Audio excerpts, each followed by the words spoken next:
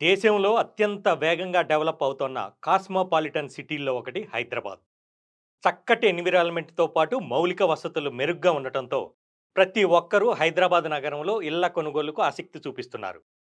దేశంలోని కొన్ని నగరాలకు మాత్రమే ఉండే కొన్ని అవకాశాలు హైదరాబాద్‌కి పుష్కలంగా ఉండటంతో ప్రతి ఒక్కరూ విశ్వనగరంలో సొంతింటిని కొనుగోలు చేయాలని భావిస్తున్నారు. అయితే ఇది సామాన్యులకు, మధ్యతరగతి వారికి సాధ్యమయ్యే పరిస్థితి లేదిప్పుడు. భూముల ధరలు విపరీతంగా పెరిగిపోవడమే దానికి ప్రధాన కారణం. ఒకప్పుడు ఇన్నర్ రింగ్ రోడ్డు వరకు, తర్వాత ఔటర్ రింగ్ రోడ్డు దాటి హైదరాబాద్ విస్తరిస్తా ఉంది.